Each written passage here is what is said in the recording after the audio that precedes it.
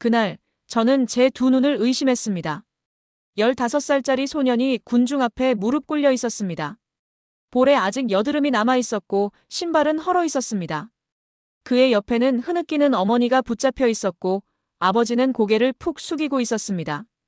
보위부 군관이 서류를 펼치며 차갑게 말했습니다. 이자는 반체제 사상 유포 혐의로 최고 존엄을 모독했다. 사형을 집행한다. 아이의 눈이 커졌습니다. 하지만 그는 끝내 울지 않았습니다. 눈빛만이 말하고 있었습니다. 나는 그냥 노래가 좋아서 들었을 뿐이야. 난 죄인이 아니야. 주변의 아이들이 눈물을 참으며 그 모습을 지켜봤습니다. 친구 하나가 주먹을 쥐며 이를 악물었습니다. 형, 우리가 기억할게. 총성이 울려 퍼졌습니다. 아이의 몸이 휘청이며 쓰러졌습니다. 붉은 얼룩이 운동장 눈 위에 퍼져나갔습니다. 어머니의 비명은 하늘을 찔렀습니다. 내 아들아! 그러나 군인들이 곧장 총구를 겨누며 위협했습니다. 조용히 해라. 반역자 가족까지 죽고 싶으냐? 운동장은 다시 정적에 잠겼습니다. 하지만 그 정적은 단순한 침묵이 아니었습니다.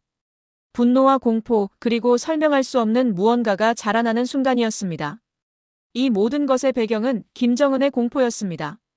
그에게 보고된 한 장의 문서. 지세대, 1990년대 이후 태어난 세대가 체제에 충성하지 않는다. 그 문서를 본 순간 그는 몸을 떨며 중얼거렸습니다. 내 안에서 적이 태어나고 있다. 그리고 또 다른 지옥. 북한군 여군 30명이 한 중대장에게 차례차례 끌려가며 참혹한 고통을 당했습니다. 피해자들은 눈물로 서로를 위로했지만 누구도 말할 수 없었습니다. 말하는 순간 가족까지 죽음이었기 때문입니다. 그러나 한 여군이 남긴 일기장. 그 작은 수첩이 결국 국경을 넘어 세상에 흘러들어가며 김정은이 가장 두려워하던 일을 불러왔습니다. 내부 붕괴. 그리고 지세대에서 시작된 불꽃이 북한을 뒤흔들고 있었습니다. 구독과 좋아요는 온 유튜브 소통 문화의 청량제입니다. 이제 그 믿기 힘든 이야기를 시작하겠습니다. 평양의 깊은 밤. 조용한 회의실, 붉은 깃발 아래에서 고위 간부들이 줄지어 앉아 있었습니다. 김정은의 얼굴은 굳어 있었습니다. 탁자 위에는 한 장의 보고서가 놓여 있었습니다. 제목은 이렇게 쓰여 있었죠. 신세대 청년층의 체제 충성도 약화 현상 보고. 한 장성급 간부가 떨리는 목소리로 읽어내려갔습니다. 원수님, 10대 청소년들이 한국 노래와 드라마를 몰래 시청하고 있습니다. 수업 시간에 교사가 당에 충성하라 외치면 아이들이 웃으며 고개를 돌립니다. 군에서도 신병 중 절반 이상이 체제에 대한 의문을 품고 있다는 보고가 잇따르고 있습니다. 김정은의 얼굴이 일그러졌습니다. 웃는다? 충성을 거부한다? 내 눈앞에서. 그는 주먹으로 탁자를 내리쳤습니다. 놈들이 우리를 무너뜨리려는 게 아니라 우리 아이들이 우리를 무너뜨린다고. 회의실은 얼어붙었습니다. 간부들은 감히 숨도 쉬지 못했습니다. 김정은의 두려움은 분노로 바뀌었습니다. 그는 천천히 자리에서 일어나 중얼거렸습니다. 내부의 적은 외부의 제국주의보다 더 무섭다. 내 안에서 태어난 자식들이 나를 죽일 수 있다. 그날 이후 북한은 새로운 공포정치로 들어섰습니다.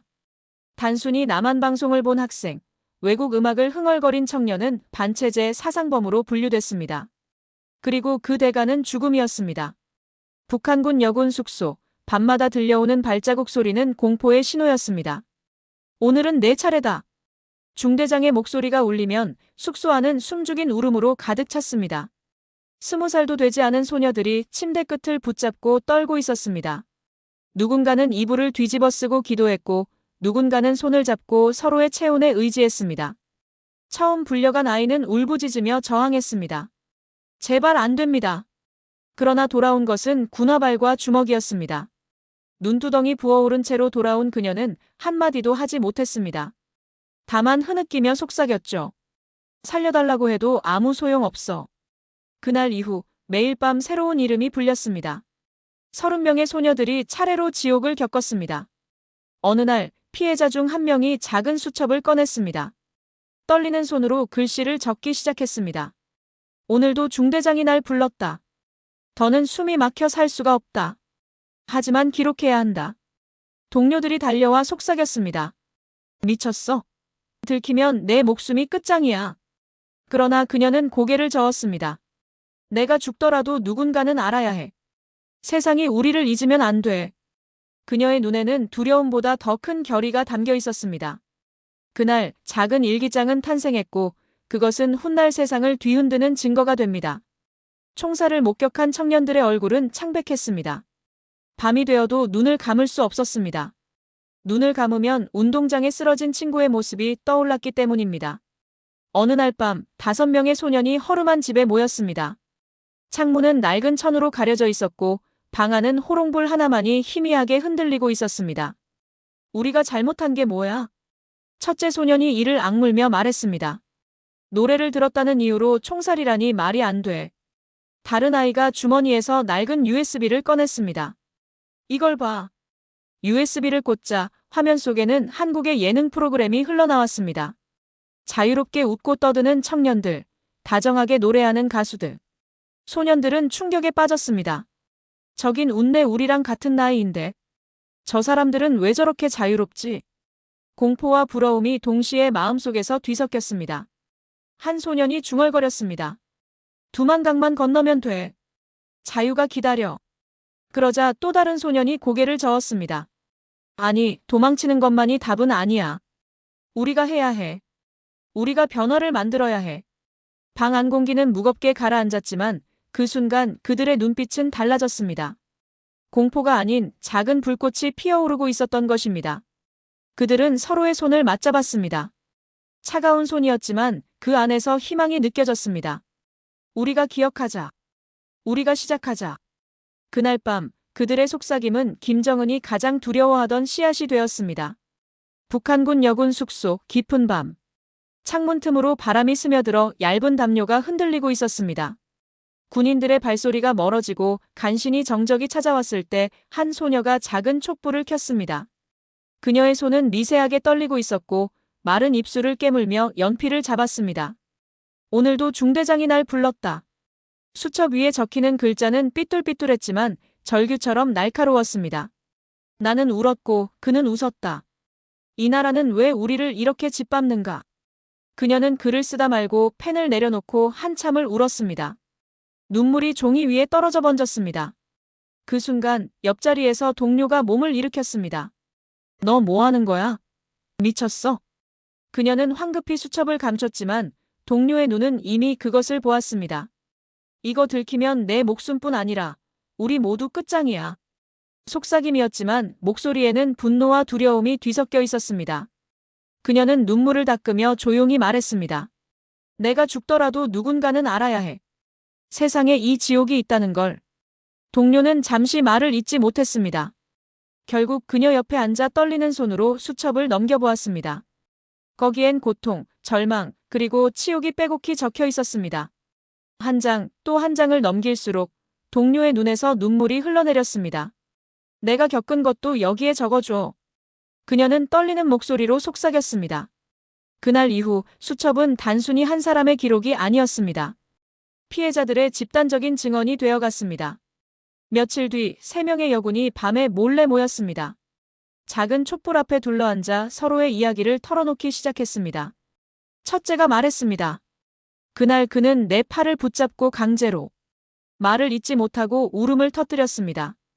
둘째가 손을 잡으며 말했습니다. 괜찮아. 내가 겪은 걸 우리가 적자. 언젠가는 이 기록이 세상에 나가야 해. 셋째는 눈을 붉히며 고개를 끄덕였습니다. 내 이야기도 적어줘. 난 목소리를 낼 수 없으니까 종이라도 대신 말해야 해. 그날 밤 수첩은 더 두꺼워졌습니다. 페이지마다 눈물 얼룩이 남았고 손자국이 남았습니다. 그녀는 때로 글을 쓰며 스스로를 다독였습니다. 내가 약하다고 생각하지 말자. 이 기록은 나를 살리는 유일한 길이다. 어느 날은 중대장의 발소리가 가까워지자 그녀는 수첩을 허겁지겁 흙바닥 밑에 묻었습니다.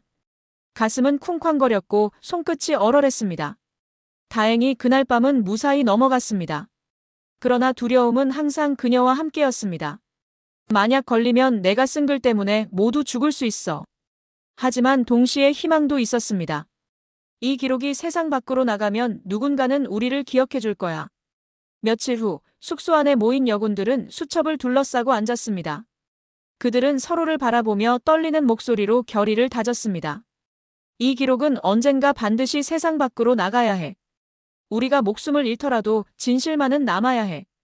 그 순간 그들은 단순한 피해자가 아니었습니다.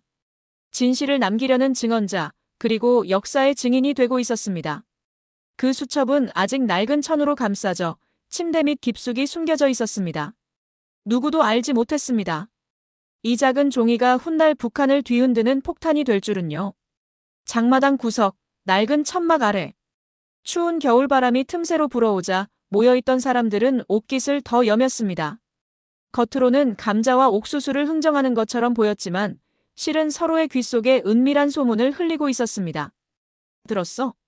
평양에서 또 16살짜리 애를 총살했다더라. 그냥 노래 들었다는 이유로. 세상에 이제는 애들도 못 살겠구나. 노파 한 명이 떨리는 목소리로 끼어들었습니다. 내 손주도 학교에서 한국 드라마 얘기를 했다고 선생님한테 맞았다지 뭐야. 이러다 우리 집안도. 사람들은 고개를 끄덕이며 숨을 죽였습니다. 누가 엿듣고 있을지 알 수 없었기 때문이었습니다. 그러나 모두의 얼굴엔 두려움 대신 억눌린 분노가 서려 있었습니다. 군대에서도 균열이 시작되고 있었습니다. 밤 근무 교대 시간 2명의 병사가 모닥불 옆에서 낮은 목소리로 대화를 나눴습니다. 너 그 소문 들었냐? 여군 중대에서 30명이. 말을 잇지 못하자 다른 병사가 고개를 끄덕였습니다. 응. 들었어. 하지만 누구도 입 밖에 낼 수 없지. 알면 죽으니까. 잠시 침묵이 흘렀습니다. 그러다 한 병사가 이를 악물며 속삭였습니다. 내 동생도 이제 입대할 나이야. 언젠가 저렇게 당할 수도 있겠지. 이건 잘못됐어. 그의 말에 동료는 주위를 두리번거리며 손사래를 쳤습니다. 쉿. 이런 소리 하면 넌 바로 반역자로 찍혀. 그러나 그의 눈빛 역시 분노로 불타고 있었습니다. 농촌에서도 분위기는 달라지고 있었습니다. 추수철이 끝나고 마을 사람들이 함께 모여 옥수수를 털던 날이었습니다. 한 아버지가 목소리를 낮춰 말했습니다. 우리 마을에서만도 작년에 3명이 사라졌다. 보이부가 끌고 갔다는데 어디로 간 건지 아무도 몰라. 돌아온 사람도 없어. 다른 이는 고개를 끄덕이며 손을 움켜쥐었습니다. 내 조카도 들켰다더라. 남조선 노래를 들었다고 아직 17인데. 나도 이제는 참을 수가 없다. 주변 사람들은 겉으론 아무렇지 않게 곡식을 털었지만 그들의 눈빛은 분노와 울분으로 가득했습니다. 평양. 김정은은 보고서를 손에 쥔 채 회의실에 앉아 있었습니다. 보고를 읽던 간부가 조심스럽게 말했습니다. 원수님, 주민들 사이에서 불만이 점점 확산되고 있습니다. 농촌에서도 군대에서도 소문이 돌고 있습니다. 김정은은 얼굴을 일그러뜨리며 주먹으로 탁자를 내리쳤습니다. 소문? 감히 소문이 돌게 두는 놈들이 누구야? 모두 잡아들여라. 필요하다면 3배, 4배 더 죽여라. 그러나 그의 목소리에는 자신도 모르게 묻어나는 떨림이 있었습니다. 그 떨림은 곧 두려움이었습니다. 그리고 그 두려움은 모든 간부들이 눈치챌 만큼 짙어져 있었습니다. 밤이 되자 사람들은 다시 모였습니다. 이번엔 작은 초가집안 문을 꼭 잠근 채였습니다. 방 안에는 10명 남짓한 사람들이 둘러앉아 있었습니다. 그들 중 한 청년이 낮게 속삭였습니다. 이대로 살 수는 없어. 우리 모두가 짐승 취급받고 있어. 다른 이는 고개를 끄덕이며 말했습니다. 맞아. 하지만 누가 먼저 나서겠어? 나서는 순간 죽음인데. 그때 한 여인이 떨리는 목소리로 속삭였습니다. 죽더라도 우리 아이들만은 이렇게 살게 둘 수는 없어. 그 말에 방 안은 정적에 휩싸였습니다. 그들의 눈빛은 두려움에서 분노로, 그리고 분노에서 결심으로 바뀌고 있었습니다. 그 시각 김정은은 거울 앞에 앉아 있었습니다. 거울 속 자신의 얼굴은 창백했고 이마에는 땀이 흘러내리고 있었습니다. 그는 낮게 중얼거렸습니다. 가장 무서운 적은 외부가 아니다, 내부다. 스스로 한 말이었지만 그 말이 그의 심장을 짓누르고 있었습니다. 그는 처음으로 느꼈습니다. 자신의 권력이 흔들리고 있다는 것을. 그리고 그 권력을 무너뜨릴 존재가 다름 아닌 지세대라는 것을.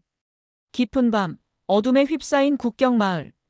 달빛조차 흐려져 길을 제대로 볼 수 없었습니다. 그날 한 밀수꾼은 손에 작은 보자기를 꼭 쥐고 있었습니다. 그 안에는 낡은 수첩 한 권이 들어 있었습니다. 겉은 찢기고 얼룩졌지만 그 속엔 수십 명의 눈물과 절규가 새겨져 있었습니다. 이건 세상에 알려져야 해. 그는 이를 악물며 속으로 중얼거렸습니다. 내 목숨이 어찌 되든 상관없다. 이 기록만은 살아남아야 한다. 국경 초소에서는 군인들의 손전등 불빛이 오갔습니다. 오늘은 단속이 심하다. 눈 크게 뜨고 잡아라. 군인들의 고함이 들려올 때마다 그의 심장은 쿵쾅거렸습니다. 그는 풀숲에 몸을 숨기며 가슴의 수첩을 꽉 눌렀습니다. 땀과 눈물이 뒤섞여 얼굴을 적셨습니다. 걸리면 끝이다. 하지만 반드시 가야 한다. 마침내 강둑에 도착했을 때 강물은 얼음처럼 차가웠습니다. 물살은 거세게 흐르고 있었고 어둠 속에서 반짝이는 얼음 덩어리들이 부딪혔습니다. 그는 신발을 벗어 던지고 맨발로 차가운 물에 몸을 던졌습니다. 총성이 울렸습니다. 멈춰라. 누구냐? 빛이 강물 위를 훑었지만 그는 숨을 죽이며 차가운 물 속에 몸을 숨겼습니다. 손에는 여전히 보자기를 꼭 쥔 채였습니다. 그 순간 수첩은 단순한 종이가 아니었습니다. 그것은 수십 명의 생명, 북한에 숨겨진 진실이었습니다. 며칠 뒤 그 수첩은 마침내 중국의 손에 넘어갔습니다. 그리고 우여곡절 끝에 국제인권단체에 전달되었습니다. 단체는 긴급 기자회견을 열었습니다. 북한군 여군 30명이 집단 성폭행 피해를 입었다. 이 기록은 피해자 스스로의 글과 증언으로 작성된 것으로 믿을 수 없는 참상이 적혀 있다. 플래시 세례가 쏟아졌습니다. 기자들은 앞다투어 질문을 던졌습니다. 가해자는 누구입니까? 북한 정권은 이 사실을 알고 있습니까? 단체 대표는 굳은 표정으로 답했습니다.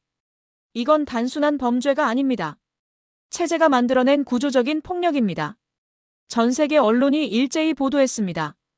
BBC는 긴급 속보로 이를 전했고 CNN은 황금 시간대 뉴스를 통해 특집을 마련했습니다. NHK와 KBS 역시 이 사건을 보도하며 전 세계가 충격에 빠졌습니다. 인류 역사상 가장 폐쇄적인 체제 안에서 벌어진 여성 인권 유린. 북한, 침묵 속의 비극이 드러나다. UN 인권이사회에서는 긴급 토론이 열렸습니다.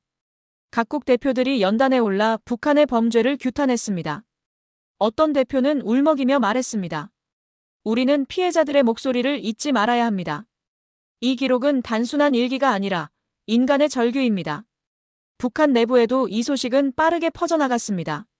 라디오를 몰래 듣던 주민들이 눈물을 흘리며 속삭였습니다. 세상이 드디어 우리를 알고 있다. 한 어머니는 조용히 손을 모아 기도했습니다. 내 딸도 군대에서 고통받았다. 이제야 세상이 알게 된 거구나. 농촌의 한 청년은 주먹을 불끈 쥐며 말했습니다. 우린 혼자가 아니었어. 세상이 우리를 보고 있어. 평양에서는 간부들이 보고서를 들고 김정은 앞에 모였습니다. 원수님, 국제사회가 난리입니다. 여군 30명의 피해 기록이 공개되었습니다. 김정은의 얼굴은 굳어졌습니다. 뭐라고? 어떻게 세상에 나갔단 말이냐? 그의 주먹은 탁자를 내리쳤고 잔이 바닥에 떨어져 산산조각 났습니다. 그러나 간부들의 눈에는 이미 두려움이 아닌 다른 감정이 스쳐 지나가고 있었습니다. 그건 체제가 흔들릴 수 있다는 불길한 예감이었습니다. 그 작은 수첩 한 권. 그 안의 글씨는 눈물로 얼룩져 있었지만 그 누구의 총탄보다 강력했습니다. 그 기록은 철옹성 같던 북한 체제를 향해 균열을 내는 첫 번째 망치질이 되었습니다. 평양의 심장부, 최고사령부 지하 벙커. 김정은은 굳은 얼굴로 긴급 회의를 열고 있었습니다. 회의실 공기는 무겁고 간부들은 눈치를 보며 땀을 훔쳤습니다. 책상 위에는 국제사회 규탄 보도라는 제목의 두꺼운 보고서가 놓여 있었습니다. 김정은은 목소리를 낮게 깔며 말했습니다. 우린 공포로 지배해왔다. 지금 이 순간도 우리에게 남은 무기는 공포뿐이다. 다시 공개 처형을 하라. 놈들에게 두려움을 새겨 넣어라. 그의 목소리는 단호했지만 간부들은 그 속에 묻어나는 미세한 떨림을 눈치챘습니다. 그 떨림은 두려움이었습니다. 며칠 뒤 지방의 한 마을 광장. 수백 명의 주민들이 강제로 불려나왔습니다. 단상 위에는 몇 명의 청년이 무릎 꿇려 있었습니다. 보위부 군관이 외쳤습니다. 반체제 사상 유포. 사형을 집행한다.